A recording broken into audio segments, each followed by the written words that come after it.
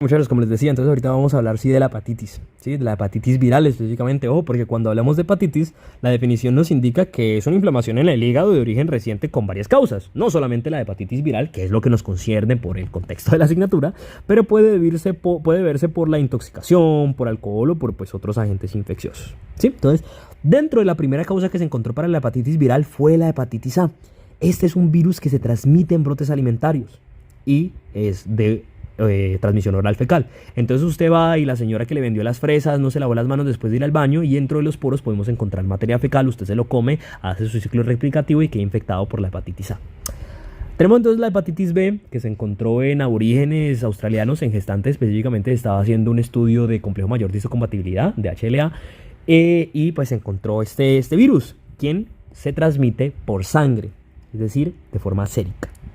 Luego encontramos a la hepatitis no A, no B, que pues era cuando no se sabía qué era, porque no pertenecía pues a la misma familia ni a los mismos grupos, no lo habíamos visto antes y luego dijimos, oh por Dios, es la hepatitis C que pertenece a la familia de los flavivirus, que no se transmiten por vector. Entonces a diferencia del dengue, un mosquito no va a venir y lo va a picar y le va a contagiar hepatitis C. Ahora tenemos la hepatitis C. La hepatitis C es un virus pues que actualmente está teniendo como un furor diagnóstico aquí en Colombia, y se transmite de manera enteral, o sea, oral fecal, así como la hepatitis A. ¿Listo? Este virus, al igual que la hepatitis A, puede generar unas complicaciones tanto en las embarazadas como en las personas inmunocomprometidas, como por ejemplo lo son la hepatitis fulminante. Ojo, no es que lo vaya a matar, sino que le genera una necrosis masiva del hígado, que en algunos casos puede ser tan heavy que ya no se puede tratar con esteroides como regularmente se trata, sino que se tiene que tratar con un trasplante hepático. ¿Sí? Otra complicación que tenemos es la hepatitis colestásica. La hepatitis colestásica es una obstrucción de la actividad biliar. Bueno, tenemos entonces la hepatitis D. La hepatitis D es un virus que necesita los antígenos de superficie de la hepatitis B. Entonces, usted no se puede contagiar de hepatitis D si no está infectado primero de hepatitis B. Entonces hay dos casos. Uno donde usted es de malas, y es que usted es una persona que tiene una infección de hepatitis B crónica, va a una zona hiperendémica como por ejemplo la Sierra Nevada de Santa Marta y se infecta de hepatitis D. En conjunto, pues ya que como tiene la hepatitis B, la hepatitis D aprovecha eso y usted se infecta de ella. La otra es que vaya a la Sierra Nevada de Santa Marta y ahí se infecte de las dos al mismo tiempo. A eso se le conoce como una infección simultánea, ¿sí? Mientras a lo de que la hepatitis D se infecte con usted siendo un paciente crónico, a eso es una coinfección. ¿Listo? Vamos a hablar entonces de las infecciones crónicas y de las infecciones agudas. Dentro de las infecciones crónicas, nosotros tenemos que quien las provocan son la hepatitis B, ojo, pero en menor medida, ¿sí? Porque el 9 al 10% genera pues esa infección crónica, pero de resto es una infección aguda. La hepatitis C, que es la más grave de todas porque genera un carcinoma hepatocelular, y la hepatitis D. Ojo, este grupo se transmite por sangre, por contacto sexual, entonces ojo con estar teniendo relaciones sin protección. ¿Listo? Luego tenemos a la A y la E, que se transmiten por materia fecal. Entonces, estas son infecciones que son de orden agudo, son infecciones agudas, y la hepatitis A específicamente también se puede excretar por saliva, entonces tampoco estar besando a todo mundo que se encuentre en audiciones. Este virus se transmite entonces oral fecal, lo que ya les expliqué de la fresita, va al intestino, luego a la sangre y luego ya llega a su sitio principal, que es el hígado. La eficacia de las vacunas. Tenemos que la hepatitis B, la vacuna de la hepatitis B es una vacuna de antígeno S. Replican el antígeno S por ingeniería genómica y se lo inyectan a los pacientes, no como antes hacían extrayéndole antígeno de superficie a las personas infectadas, que ya estaban infectadas. Y puede generar una inmunidad en el 85% de los pacientes, pero en el 15% no tienen la misma suerte, entonces no se genera la inmunidad. En la hepatitis A es todo lo contrario, la inmunidad es muy alta, casi el 90% de los pacientes está inmunizado, ¿sí? Tenemos entonces ahora un acercamiento más específico a cada uno de los virus. Tenemos a la hepatitis A, que pertenece a la familia Picornaviridae. Es un virus ARN y ojo, eso es importante porque es no envuelto. La mayoría de virus gastrointestinales no están envueltos pues porque no sería propicio tener esa capa de lípido para que luego los ácidos grasos, los ácidos del estómago podrían, pues, no sé, desnaturalizarlos o destruirlos y pues eso afectaría su capacidad infecciosa, ¿no? Pero ese no es el punto. Sabemos que es un virus de polaridad positiva de RNA. Se codifica una sola poliproteína que luego se va a partir en las proteínas estructurales y las no estructurales. ¿Quiénes son? Las estructurales son 4 y las no estructurales son 7. Son de un solo serotipo. ¿Listo? Entonces, como ya les decía, se transmiten oralmente, se comen, se ingieren oralmente, van a los nódulos linfáticos, se replican en el intestino, van a la sangre y luego ya tienen un tropismo por el hígado. Este virus se puede secretar en la bilis, por ende se detecta en la materia fecal, ¿sí? Dentro de todo la historia de la enfermedad tenemos unas fases. Primero tenemos la incubación, ¿sí? El virus se incuba en 14 a 28 días. Luego ya llega la fase preictérica, que son la fase de los prodromos, que son, por así decirlo, como unos warnings, como unas ay, ya te va a llegar la hepatitis, que son diarrea, anorexia, fiebre, mialgias y vómito. Repitamos, diarrea, anorexia, fiebre, mialgias y vómito, ¿sí? Lo interesante es que esa fase preictérica de prodromos es de inicio abrupto en la hepatitis A. Entonces usted estaba bien un día y el otro se enfermó bastante. Bueno, no se enfermó, le dieron ya los prodromos de la hepatitis A. O sea, no se enfermó. No, ustedes me entienden, no se enferma per se de la sintomatología propia de la hepatitis, porque eso es la fase ictérica que ahorita la vamos a ver. Mientras en la hepatitis B es una fase de inicio insidioso. ¿Qué significa eso? Que no es tan abrupto, sino que es paulatino, es decir, te vas maluqueando progresivamente. La fase ictérica son síntomas propios de la hepatitis, ¿como cuáles? Entonces, por ejemplo, hay una orina oscura, hay una coluria, y la orina parece como de Coca-Cola, y eso se debe a las concentraciones elevadas de bilirrubina, ¿sí? Luego ya tenemos, después de un día, se empieza a generar una coluria, que es que la materia fecal está incolora. Eso se debe a que hay un taponamiento por la bilis de las vesículas biliares, y esa bilis pues se va a empezar a acumular en sangre. Entonces por eso nosotros vamos a tener unos títulos de bilirrubinemia aumentada que duran unos 12 días, y esa bilirrubina se va a ir a los tejidos como la esclera y a la piel, y por eso es la ictericia, un color amarillo como de los Simpson dentro de los pacientes infectados con la hepatitis A. ¿Listo? Dentro de ya la sintomatología, nosotros podemos encontrar que los menores de 6 años son asintomáticos, mientras que de 6 a los 14 años, del 4 al 50% de los pacientes van a presentar síntomas, pero no todos, entonces no es como una constante. ¿Listo? De lo que es la fase preictérica a la fase ictérica se le conoce ya como la fase clínica. Y ya el periodo de convalecencia es cuando el paciente resolvió o no la enfermedad. ¿Sí? Cuando la resolvió, pues ya es la fase de convalecencia. La detección en la fase aguda de la enfermedad se detecta por IgM. ¿Sí? Ya la IgM es un diagnóstico claro de la hepatitis A. ¿Listo? Y la IgG se puede elevar y se puede mantener en sangre por mucho tiempo de manera positiva, y eso inclusive puede relatar de una infección vieja, es decir, que usted alguna vez estuvo infectado por hepatitis. Hay 2 vacunas para la hepatitis A, que son la Habrix y la Vaccine, que son vacunas de virus muerto o inactivado y necesitan un refuerzo. Entonces el chino nace, usted se lo aplica el primer año y luego a los 6 años le aplica un refuerzo. Entonces, ya cubierto la hepatitis A, hablemos de la hepatitis B. Que a diferencia de la hepatitis A, que era un virus como RNA, no envuelto, este es un virus ADN envuelto que tiene doble banda. Una que está completa y la otra que está a la mitad. ¿Por qué? No sabemos. En su cápside tenemos el antígeno del core, ¿sí? Que es el antígeno C. Y este antígeno es un antígeno muy importante porque no lo vamos a detectar en sangre, ¿sí? No se detecta en sangre. Solo se detecta o en el virus o en el hígado. Aunque sí se puede detectar un anticuerpo contra el antígeno C, pero eso lo vamos a ver más tarde. Ese antígeno C se corta y nos da un antígeno E. Ese antígeno E se acumula en sangre, pero ojo, solo cuando el virus está en estado replicativo, ¿sí? Cuando hay una partícula replicativa, y esa partícula replicativa, ese virus infeccioso, perdón, partícula replicativa no, sino virus infeccioso, le vamos a llamar partícula Dehn, ¿sí? Partícula Dehn. Entonces, cuando el antígeno E se deja de detectar, es un signo claro de que la infección se resolvió. Si se detectan anticuerpos para el antígeno E, es un signo claro de que la infección se resolvió, pero ya hablaremos más a fondo cuando toquemos el diagnóstico. Entonces, ahora para la hepatitis C, como ya sabemos que es un virus, la hepatitis B, perdón, es un virus que tiene envoltura, puedes encontrar el antígeno de superficie, ¿sí? Que tiene varios tamaños, el large, el medium y el small, pero el que más expresa es el small. También es una diferenciación de que nos estamos enfrentando a una hepatitis B y no una hepatitis A. ¿Listo? Porque pues, la hepatitis A no tiene envoltura. Entonces este antígeno S no solo se va a... Perdón, qué pena.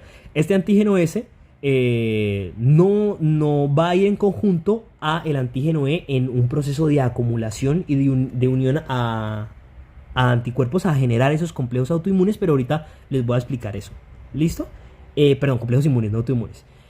La hepatitis S se puede llegar a... la hepatitis S no. El antígeno S se puede llegar a encontrar hasta 6 meses después de haber terminado la infección.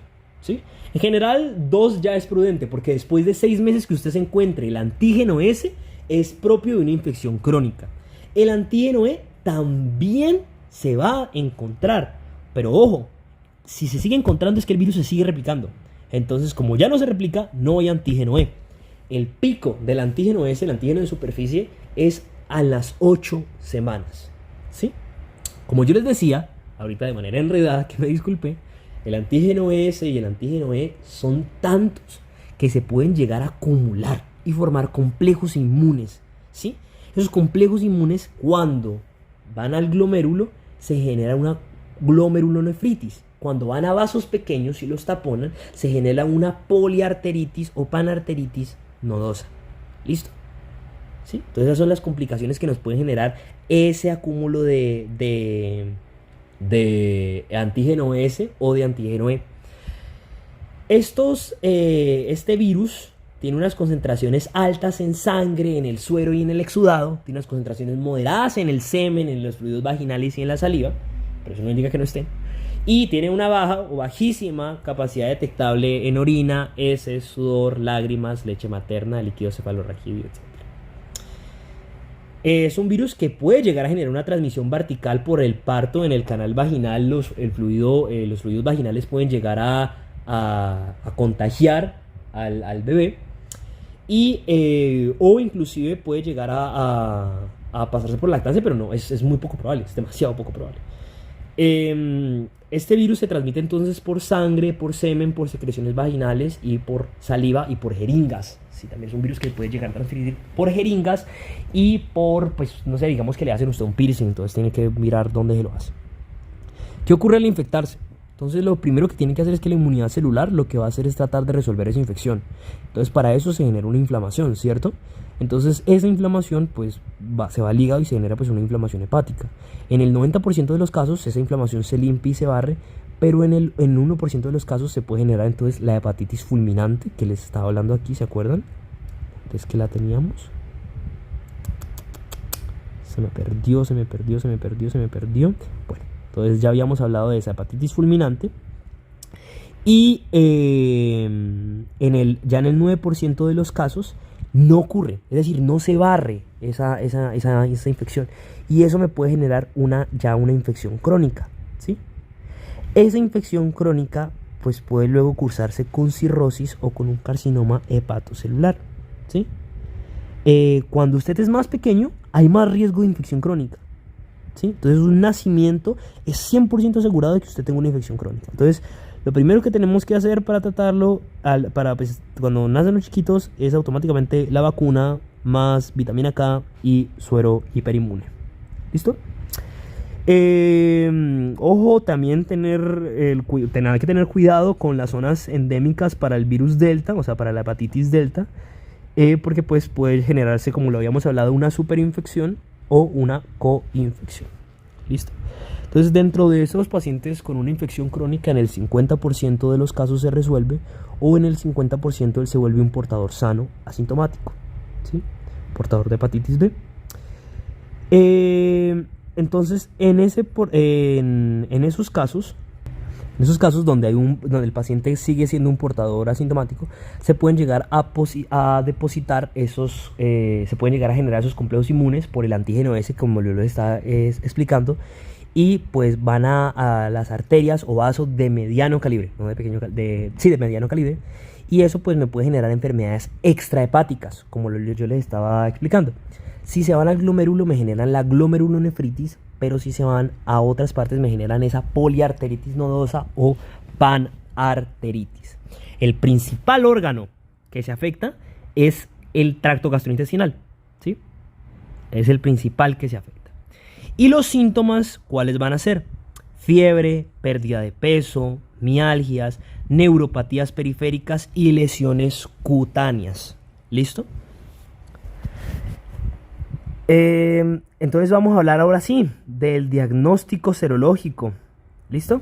Esto es de sumo cuidado porque es casi lo más importante que vamos a ver. Dentro del diagnóstico serológico lo definitivo es el antígeno IgM contra el core, ¿sí? Que se puede inclusive llegar a detectar hasta 30 semanas después y se empieza ya a detectar 2 semanas después de la incubación. Entonces, si yo lo encuentro, digamos, 20 semanas después del antígeno M, me sigue indicando que el paciente se infectó recientemente, ¿sí? Pero si yo ya lo encuentro 2 semanas después de la incubación, es porque también se acaba de infectar. O sea, él ya se empieza a detectar 2 semanas después de la incubación. Entonces yo lo busco a las 2 semanas. Y si yo lo encuentro, por ejemplo, a la semana 20, es que la infección también es reciente. ¿Listo? Mientras el virus se replique, se va a generar antígeno E, o en caso pues de hepatitis B, se genera también ese antígeno de superficie, ¿sí? Entonces, el anticuerpo contra ese no se produce cuando el antígeno de superficie se encuentra elevado. ¿Por qué? Porque hay tanto antígeno de superficie que los anticuerpos contra ese, o sea, los antígenos contra los anticuerpos contra ese antígeno no pueden responder. Hay tanto antígeno que el anticuerpo no es suficiente. Por eso el anticuerpo contra ese no se detecta o no se produce, no se detecta más bien, cuando hay concentraciones del antígeno ese, ¿sí? Entonces, un paciente crónico, como siempre va a tener producción de antígeno S, nunca va a tener anticuerpos contra el antígeno S. Por eso aquí les puse anti-S, ¿sí? Otra vez les reitero, no anti-S significa que hay muchos antígeno hay mucho antígeno S, ¿sí? No anti-S, mucho antígeno S. Cuando no hay antígeno S, ni anticuerpo para el antígeno S, es como un trabalenguas, se le conoce como el periodo de ventana inmunológica, ¿sí? Entonces, también el mismo caso que yo les estaba explicando para el antígeno S, si hay antígeno E, no hay anticuerpos contra el antígeno E. Entonces, si hay anti-E, ya se resolvió la infección. Ya sabemos que se resolvió la infección y eso es un muy buen pronóstico cuando usted tiene un paciente crónico. Si usted tiene un paciente crónico y toda la vida le ha estado detectando el antígeno E y un día le detecta el anticuerpo contra el antígeno E, eso es excelente porque la infección se está resolviendo, ¿sí? Entonces, antígeno E, no anticuerpo para el antígeno E, ¿sí? Quiero que quede muy claro porque eso es importante para el diagnóstico. Ahorita hacemos un ejercicio. Entonces, ¿qué me dice que tuve hepatitis? El antígeno M para el core y los anticuerpos totales. Entonces, aclaración, como yo les decía, hay, en una infección crónica, que es una infección ya vieja, la IgM no la vamos a detectar porque se deja detectar a las 30 semanas. ¿Listo? Entonces no le va a buscar IgM cuando tenemos un paciente con hepatitis crónica. Entonces, en la hepatitis A, para dejárselos más claro, no detectamos antígeno S. No antígeno S, porque no hay envoltura, ni anticuerpos para el antígeno S.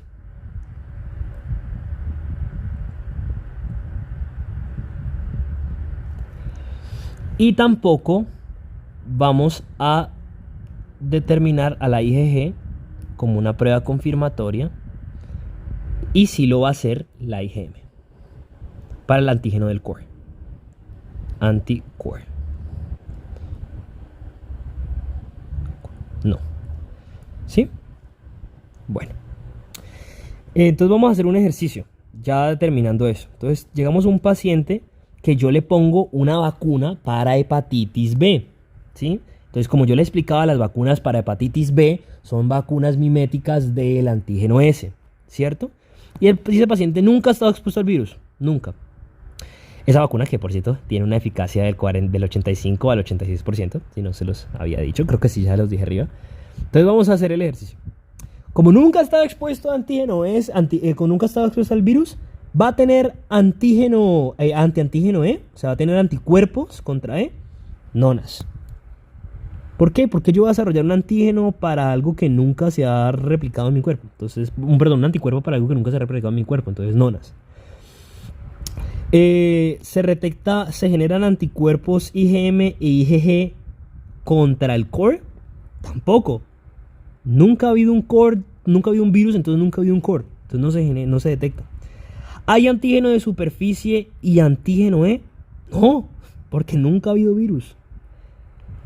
Ahora, hay antiantígeno S, es decir, anticuerpo. Cuando les digan antiantígeno es el anticuerpo, ¿listo? Contra el antígeno S, sí, porque lo que me están inyectando es antígeno S. Y si mi cuerpo ya lo resuelve, pues entonces va a haber antígeno S. Antiantígeno S, perdón, anticuerpo S. ¿Sí? Vamos a recapitularlo porque siento que lo dije muy enredado, entonces vamos a generar esa aclaración para que les quede ahí. Entonces, en un paciente con hepatitis A, lo que nosotros vamos a tener es un diagnóstico confirmatorio con IgM, también en hepatitis B, contra el core, que se detecta hasta 30 semanas después de la infección y se empieza a detectar a las 2 semanas después de la incubación. ¿Listo? IgM para core sí son para toda la vida. IgG para core sí son para toda la vida. Cuando el virus está replicando, se detecta antígeno E y antígeno S. ¿Sí? En el caso de la hepatitis B, ese antígeno S es para la hepatitis B. Y hay anticuerpos contra S solo cuando los antígeno S se dejaron de producir. ¿Sí? También es el mismo caso para el antígeno E. Solo hay anticuerpos para el antígeno E cuando el antígeno E se dejó de producir, es decir, cuando el virus dejó de replicarse. Bueno, ya tenemos aquí nuestro ejercicio resuelto. Ahora sigamos con la hepatitis delta. La hepatitis delta es un virus parásito, por así decírselo. Entonces es un virus de RNA que necesita las proteínas de superficie de la hepatitis B. ¿Sí? Entonces hay una coinfección. ¿Qué significa coinfección? Que ambos se infectan a la vez. Es muy de malas. En el 40% de los casos eso genera una hepatitis fulminante y luego hay otro caso donde se genera una hepatitis crónica al recuperarse, donde el paciente pues puede llegar a experimentar lo que ya habíamos hablado. ¿Sí? ¿Qué otra cosa? Ah, sí. Entonces luego también puede generar una superinfección. Esta superinfección es que cuando el paciente es crónico de la hepatitis B, va a una zona hiperinmune y es tan de malas que se infecta con la hepatitis D. ¿Sí?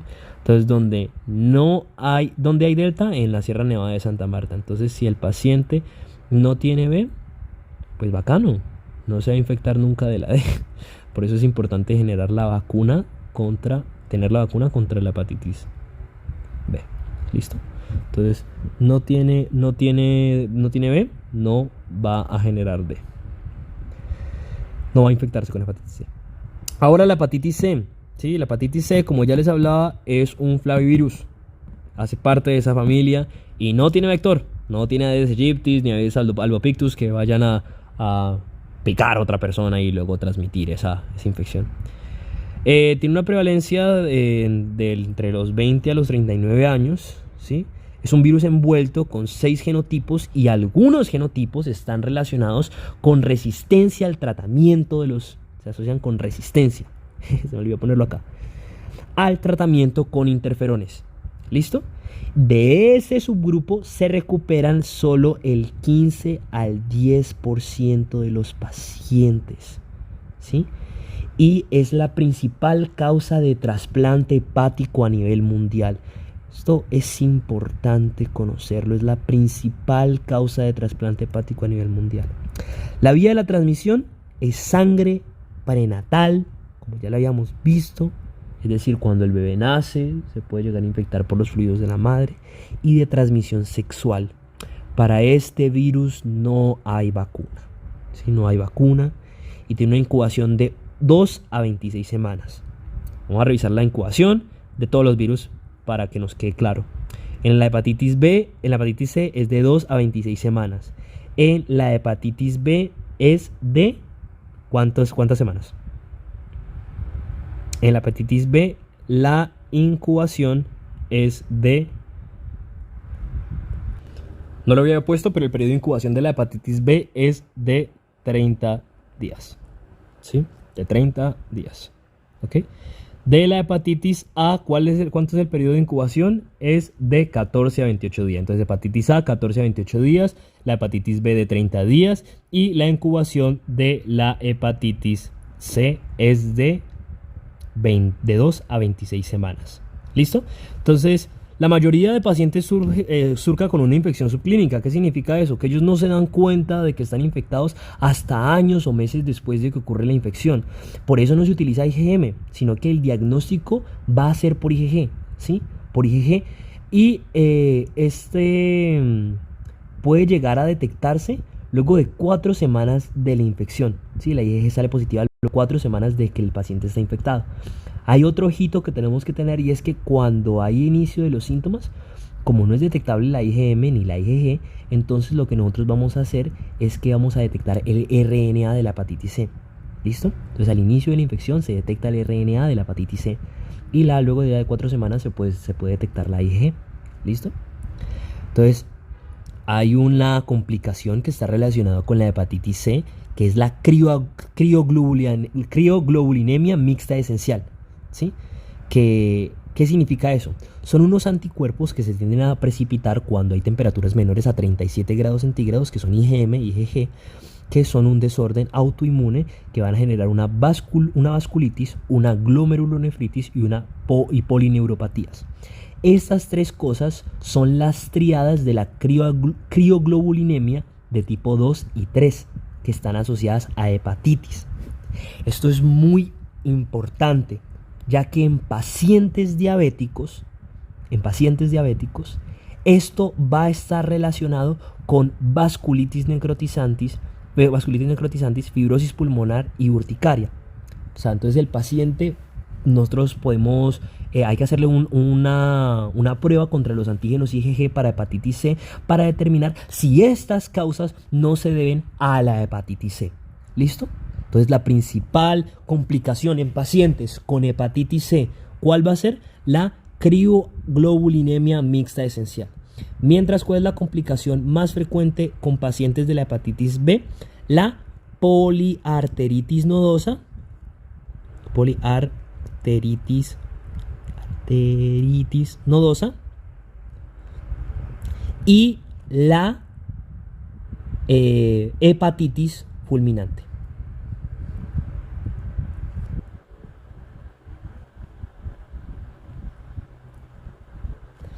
¿Cuál es el tratamiento? Se da un tratamiento con interferón y ribavirina en pacientes mayores de 18 años. Lo que pasa es que algunos grupos de hepatitis C son resistentes al interferón. Entonces solo responden el 50% de ese tratamiento con interferón. ¿Listo? Entonces se desarrolló otra terapia que son los antivirales de acción directa. Estos se dan dependiendo de varios factores. Primero, lo que yo les estaba explicando. ¿Qué genotipo del virus C tenga? O sea, ¿con qué genotipo de virus de hepatitis C yo esté tratando? Entonces, porque sabemos que para los genotipos 2 y 3 hay resistencia contra los antivirales de acción directa. No hay nada que hacer, ¿sí? Mientras y también tenemos que determinar si el paciente ya tiene cirrosis o no. ¿Listo? Entonces, los mecanismos de acción de estos AAD son un conjunto de fármacos que lo que van a hacer es inhibir las polimerasas y la proteasa del virus para su replicación. ¿Listo? Y por lo general, luego de 12 semanas no hay carga viral y el paciente se cura. Entonces vamos ahorita a hacer un último resumen del diagnóstico, Y es que cuando entonces estamos tratando con un paciente con hepatitis C, lo primero que se determina es la IgG. La IgG, ojo, ¿después de cuántas semanas? De 4 semanas. Y la carga viral, o sea, se puede detectar al momento, o sea, después de la infección. Entonces, pues, cuando el menor, a 4 semanas. El paciente está menor a 4 semanas. Para hepatitis A, yo detecto IgM, sí, lo detecto. Puedo inclusive llegar a detectar el antígeno E. Es posible que detecte el antígeno E. ¿Qué más puedo detectar yo? ¿Puedo detectar antígeno S? No. ¿Puedo detectar ¿puedo tener anticuerpos para antígeno S? Tampoco. Entonces IgM contra el core. ¿Sí? Eso es un diagnóstico principal. Para hepatitis B, yo puedo tener antígenos contra el core, tanto IgG para saber si es crónica, o IgM si es reciente. Puedo tener antígeno y detectar el antígeno S de superficie, ¿sí? Que es característica de esa, o inclusive puedo llegar a detectar antígeno E, ¿sí? Pero eso no es tan determinante, ¿listo? Porque ya sabíamos que para la hepatitis A y la hepatitis B también puede estar ese antígeno E, entonces no es un determinante específico para estos pacientes. Otra vez les vuelvo a hacer esa aclaración para que terminemos, y es que si hay anticuerpos para el antígeno E, es bueno porque ya sabemos que se resolvió la infección. Y para el antígeno S, en el caso de que estamos hablando de un paciente con hepatitis B, si se detecta ese antígeno S, ese anticuerpo para el antígeno S, ¿sí?, el paciente también habrá resuelto la infección. En el caso de hablar del antígeno S, acuérdense que se puede llegar a estar presente hasta 6 meses después de la infección. Si luego se puede detectar hasta 6 meses. Si el tiempo es mayor a esos 6 meses, entonces estamos hablando de una infección crónica. Acuérdense también, si el antígeno